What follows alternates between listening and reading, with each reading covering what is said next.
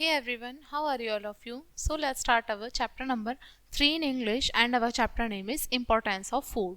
हमारे लेसन का नाम है भोजन का महत्व. चलिए स्टार्ट करते हैं. How do you feel when you became hungry? आपने कैसा महसूस किया है जब आप भूखे होते हैं बहुत ज़्यादा?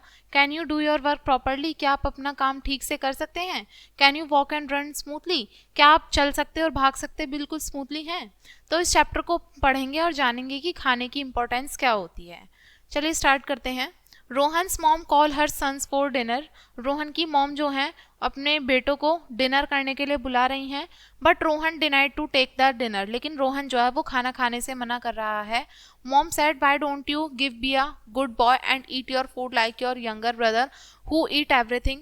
रोहन की मदर कहती हैं कि तुम अच्छे बच्चे क्यों नहीं बन जाते और अपना खाना अपने छोटे भाई के जैसे क्यों नहीं खा लेते जो कि सब कुछ खा लेता है. तुम नहीं खाते, तुम्हें भी उसके जैसे खाना चाहिए. But I am not feeling hungry sad Rohan. Rohan कहता है कि लेकिन मुझे भी भूख नहीं लग रही.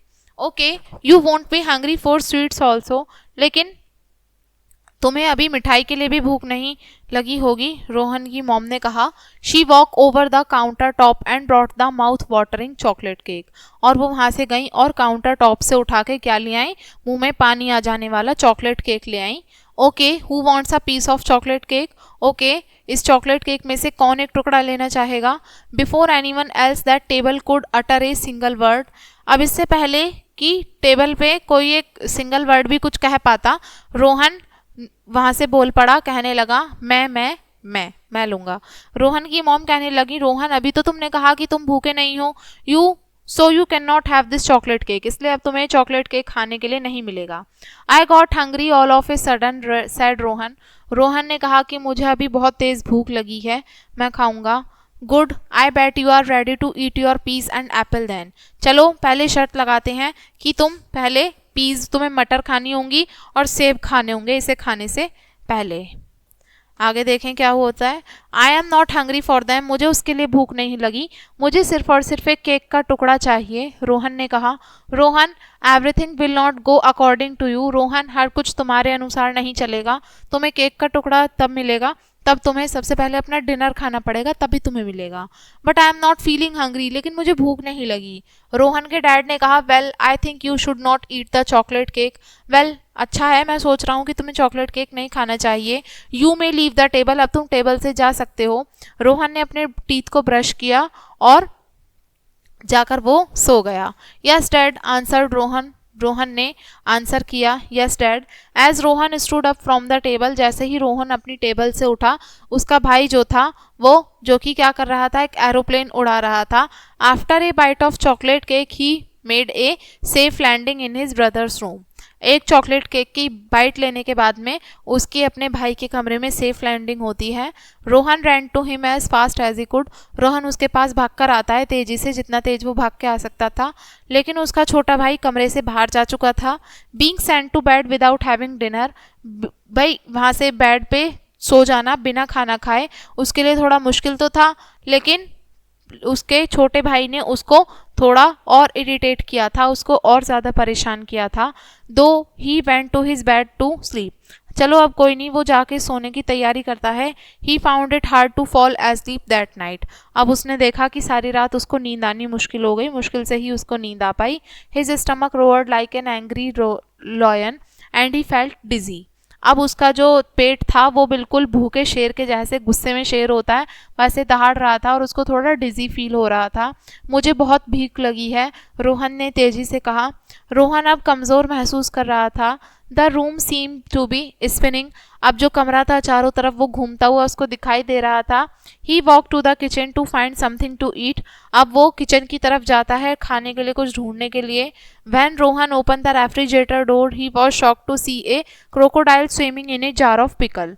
अब जैसे ही वो जाता है और देखता है कि अचार के डब्बे में क्या है, एक छोटा मगरमच्छ तैर रहा है. Rohan shut the refrigerator door with force and cry out, help me help me. अब रोहन क्या करता है, रेफ्रिजरेटर फ्रिज के डोर को बंद कर देता है और चिल्लाने लगता है, मदद करो, कोई मेरी मदद करो. Rohan cry for assistance woke up anyone in his family. अब रोहन रो रो के घर में हर किसी को उठा लेता है. His parents and brother rush to see what had happened. अब रोहन और उसके माता पिता आते हैं और क्या कहते हैं कि क्या हुआ क्या हुआ। व्हाट्स गोइंग ऑन रोहन, क्या हुआ रोहन। रोहन के डैड पूछते हैं तुम इतनी तेजी से इस समय क्यों चिल्ला रहे हो। Rohan hide behind the kitchen table as he pointed to the refrigerator and said. Rohan अपने किचन की टेबल के पीछे छिप गया और ये बताते हुए रेफ्रिजरेटर की तरफ वो इशारा कर रहा था और इतना कह के वो छिप गया। Daddies there is a crocodile in our pickle jar. Daddy हमारे अचार के डब्बे में एक क्रोकोडाइल है। व्हाट, रोहन के डैड कहते हैं क्या, मैं देखता हूँ।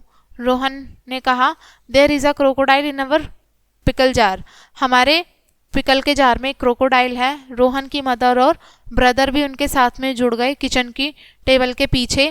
रोहन के डैड ने फ्रिज का डोर खोला और उन्होंने जार जो था अचार का डब्बा था उसको निकाला।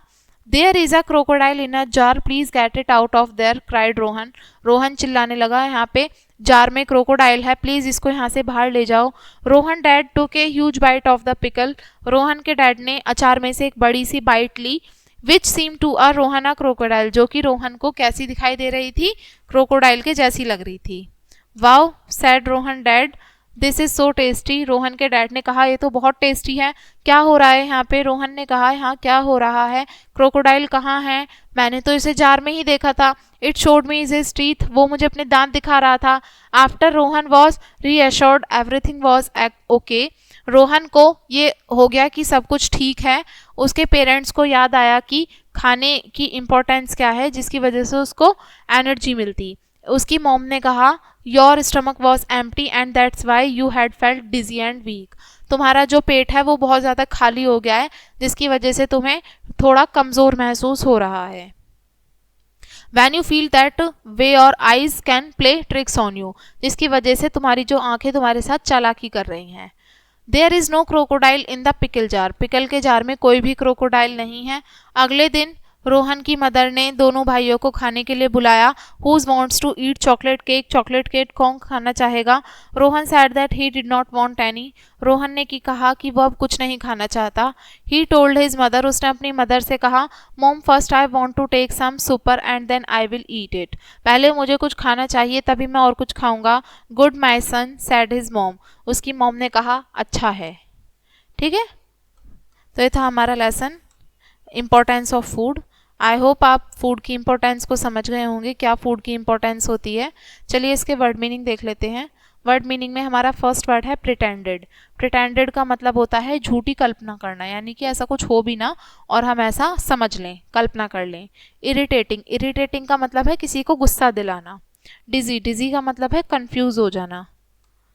नेक्स्ट वर्ड है हमारा स्नीक, स्नीक का मतलब है इन अ स्लीथी वे। ग्रैब, ग्रैब का मतलब है सीज सडनली एंड रफली, यानी कि किसी चीज़ को अचानक से किसी पे कब्जा कर लेना, वो होता है हमारा ग्रैब्ड। ठीक है, तो ये था हमारा लेसन एंड आई होप आपको समझ में आ गया होगा। वीडियो को एंड करेंगे इसी लेसन के साथ में एंड थैंक्स फॉर वॉचिंग।